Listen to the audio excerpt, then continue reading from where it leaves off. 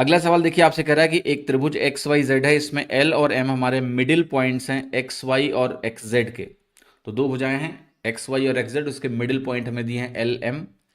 आपसे कह रहा है कि आर हमारा एक पॉइंट है, एल एम जो लाइन सेगमेंट है उस पे एक पॉइंट है आर, और ये भी दिया है कि एल आर और आर एम का रेशियो 1:2 है। आपको कह रहा है एल आर अगर 3 है तो वाई जेड की वैल्यू आपको बतानी है कितनी होगी। तो जरा डायग्राम ड्रॉ करते हैं और इस सवाल को तुरंत ही कर पाएंगे डायग्राम ड्रॉ करके। तो सबसे पहले आप एक त्रिभुज बना लीजिए, और ये त्रिभुज कुछ इस प्रकार से मैंने बना दिया है। ये त्रिभुज है एक्स वाई और जेड। अब एक्स वाई और वाई जेड पे L M M midpoint है, तो ये मिड पॉइंट एल हो गया, ये मिड पॉइंट एम हो गया। अब इस मिड पॉइंट को अगर हम ज्वाइन करते हैं तो आपको पता होगा एक थ्योरम होती है मिड पॉइंट थ्योरम।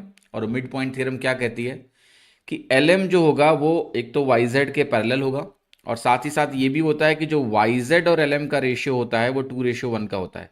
ऐसे कहते हैं कि भाई एल एम की जो लेंथ होगी वो वाई जेड का आधा होगी। ठीक है, ये चीज़ आपको ध्यान रखना है। अब एक चीज़ और, मतलब रिवीजन पर्सपेक्टिव से मैं आपको ये चीज़ भी ऐड करा सकता हूँ कि अगर मैं इसका भी मिड पॉइंट ले लूँ और ये मिड पॉइंट लेके मैं इस तरह से ज्वाइन कर दूं, तो ये एक तरह से 4 ट्राइंगल्स बनते हैं, 1 2 3 4। और ये चारों ट्राइंगल जो होते हैं ये कॉन्ग्रुएंट होते हैं, इसको मैं एक क्लास में पहले बता भी चुका हूँ, राइट। सबका एरिया बराबर होगा चारों ट्राइंगल्स का, और चारों ट्राइंगल कॉन्ग्रुएंट होंगे, सर्वांगसम भी होते हैं, ठीक है। Anyway, let's go to the original question.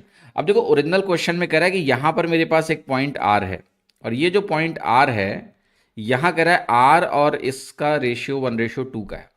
ठीक है, अब देखो ध्यान से, अगर ये 1:2 है तो टोटल 3 हो गया, और अगर ये टोटल 3 हो गया तो वाई जेड की टोटल वैल्यू 6 यूनिट हो गई। ये आंसर नहीं है, आपको ये भी दिया है कि ये 1 यूनिट की वैल्यू जो है ये 3 सेंटीमीटर की बराबर है। तो जो 6 यूनिट है जिसको हम बोल रहे हैं वाई जेड, अगर मुझे एल आर की वैल्यू 1 यूनिट 3 सेंटीमीटर दिया है तो जो वाई जेड है वो 6 यूनिट है, और 6 यूनिट हमारा 6 3 18 सेंटीमीटर हो गया। तो 18 सेंटीमीटर आपका आंसर कहाँ दिया हुआ है, सी। तो सी